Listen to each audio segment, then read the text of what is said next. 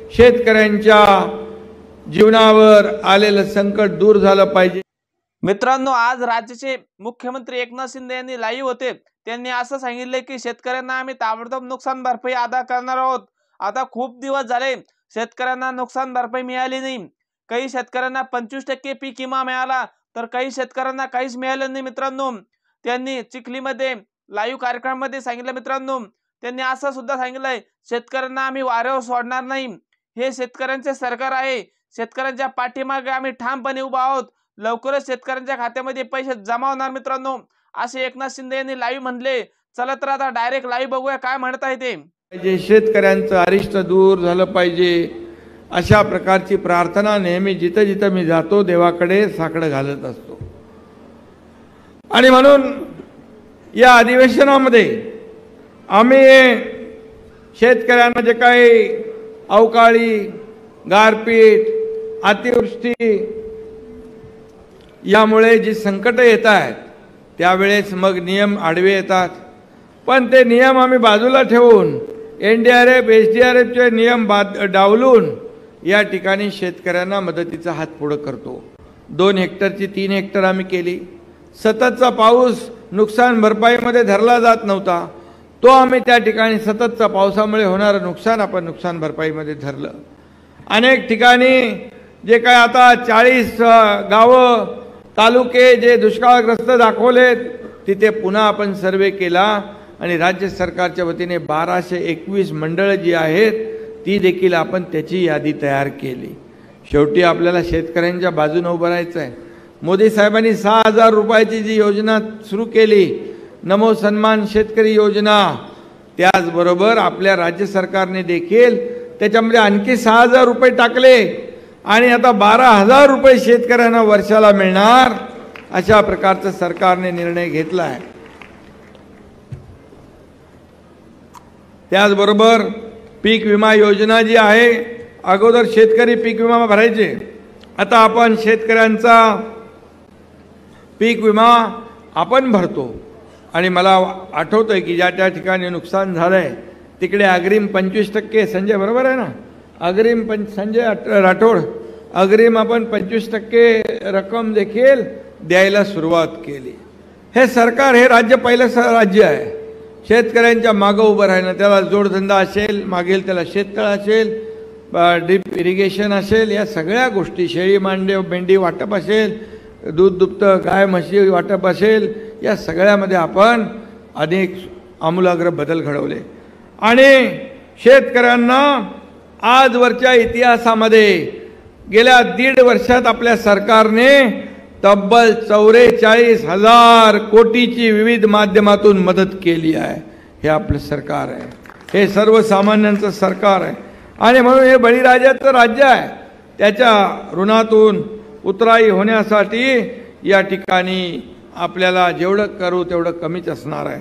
आणि म्हणून 1.5-2 महिन्यापूर्वी राज्यात अवकाळी पाऊस आला, काही भागामध्ये दुष्काळ सदृश परिस्थिती निर्माण झाली, काही ठिकाणी अवकाळी पाऊस, काही ठिकाणी अतिवृष्टी, काही ठिकाणी गारपीट, काही ठिकाणी दुष्काळी परिस्थिती, अशा डबल संकटाला आपण सामोरे जातोय। परंतु आपण लक्षात ठेवा की हे सरकार तुमचं आहे। एक शेतकऱ्याचा मुलगा मुख्यमंत्री झालेला आहे, त्यामुळे शेतकऱ्याची अश्रू पुसण्यासाठी हा मुख्यमंत्री वेळ प्रसंगी बांधावर जातो, शेतावर जातो। अधिवेशन चालू असताना नागपूरमध्ये देखील ज्या ठिकाणी धानाचं नुकसान झालं तिकडेही गेला, फळबागाचं नुकसान झालं तिकडं आम्ही गेलो। शेवटी घरात बसून या सगळ्या गोष्टी समजत नाहीत। थेट आपल्याला गावात जावं लागतं, शिवारात जावं लागतं, शेतावर जावं लागतं, बांधावर जावं लागतं, तेव्हा आपल्याला जी काय रिअल स्टोरी, खरी हकीकत आपल्याला माहिती पडते। त्यामुळे तुमच्यातलाच एक कार्यकर्ता, तुमच्यातलाच एक शेतकऱ्याचा मुलगा आज या राज्याचा मुख्यमंत्री आहे। का त्यांनी काय आपण शेतकऱ्याच्या मुलानं मुख्यमंत्री होऊ नये का? फक्त सोन्याचा चमचा घेऊन आलेल्या लोकांनीच मुख्यमंत्री व्हावं, ज्याची राजकीय पार्श्वभूमी मोठी आहे त्यांनीच मुख्यमंत्री व्हावं असं काय कायदा आहे? आज उद्या तुमच्यातलाच एक कोणी माणूस, सर्वसामान्य माणूस या राज्याचा मुख्यमंत्री होऊ शकतो, शेतकऱ्याचा मुलगा मुख्यमंत्री होऊ शकतो। अशा प्रकारचं या ठिकाणी आज सरकारचं आपण काम सुरू केलेलं आहे। आणि म्हणून आज खूप लोकांना पोटदुखी आहे की गेल्या 1.5 वर्षामध्ये जे आम्ही काम केलेलं आहे, खरोखर आपल्याला सांगतो मी आणि देवेंद्र फडणवीसजी दोघंच पहिल्या वेळेस शपथ घेतली, मुख्यमंत्री आणि उपमुख्यमंत्री पद कॅबिनेटमध्ये आम्ही दोघंच होतो। त्या दिवसापासून या मराठवाड्यातल्या दुष्काळग्रस्त भागाला, विदर्भातल्या दुष्काळग्रस्त भागाला पाणी मिळालं पाहिजे, वाहून जाणारं पाणी अडवलं पाहिजे। मराठवाडा वॉटर ग्रीड सायडिंगला लावली होती, ती आम्ही मेन स्ट्रीममध्ये आणली आणि त्याला देखील आम्ही प्रधानमंत्री महोदयांना विनंती केली आहे की एवढ्या मोठ्या प्रकल्पाला आम्हाला तुमची मदत पाहिजे, आम्हाला तुमचे आशीर्वाद पाहिजे। आणि मी आपल्याला सांगतो, केंद्र सरकार आणि राज्य सरकार मिळून या राज्याचा विकास करतंय। हे डबल इंजिनचं सरकार सुरू आहे आणि म्हणूनच गेल्या 2.5 वर्षात मागच्या जे बंद झालेले प्रकल्प, बंद पडलेले प्रकल्प, जसं हा पण बंद पडलेला होता ना रे, 8 वर्षापासून बंद पडलेला प्रकल्प आपल्या हेमंत पाटीलने चालू केला। असे अनेक प्रकल्प राज्यात सुरू झाले, लोकांमध्ये चलती झाली, लोकांचे सणवार उत्सव सुरू झाले, सगळे निर्बंध काढून टाकले, मोकळा श्वास लोक घेऊ लागले आणि म्हणून या राज्यामध्ये विकास सगळीकडे दिसू लागला। आणि म्हणूनच समृद्धी महामार्ग असेल, आपल्याकडे पण तो आणायचा आहे ना आपल्याला, जालना नांदेड तुमच्याकडे पण आम्ही आणणार आहोत समृद्धी हायवेचा, आणि पार गडचिरोली भंडारा गोंदियापर्यंत न्यायचा आहे। हे सगळं कामं जी बंद होती ती चालू केली, आज एक शेवटचा टप्पा बाकी आहे त्याच्यामध्ये। आणि म्हणून हे सगळं कामं जी आहेत आपण हे लोकांसाठी, शेतकऱ्यांसाठी, कष्टकऱ्यांसाठी करतोय। आणि म्हणूनच आज आपल्याला मी सांगतो की जवळपास या योजनेमध्ये या विम्याच्या आपण जो 1 रुपया विमा केला आहे त्याच्यामध्ये जवळपास 1,70,00,000 शेतकऱ्यांनी हिस्सा घेतलेला आहे।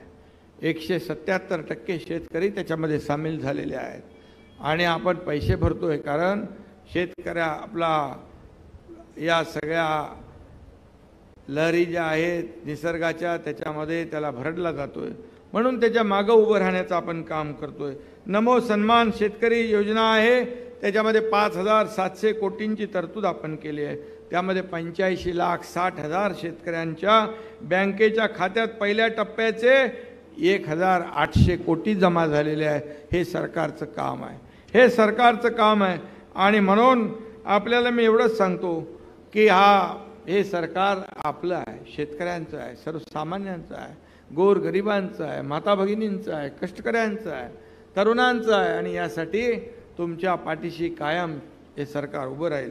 कालच गडचिरोली इथं आम्ही गेलो होतो, तिथं पाहिलं आपण की एवढा नक्षलग्रस्त भाग, तिथे मागास जिल्हा म्हणून त्याची ओळख, परंतु त्या ठिकाणी आपल्याला सांगतो 30 ते 40 हजार महिला या ठिकाणी उपस्थित होत्या महिला सक्षमीकरणाच्या कार्यक्रमाला।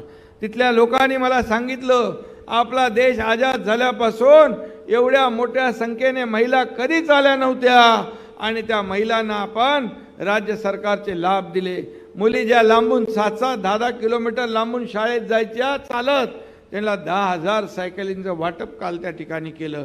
ट्रॅक्टर दिले, ट्रेलर दिले, ड्रोन दिले, हार्वेस्टर दिले, त्या ठिकाणी अनेक उपक्रम आपण राबवले।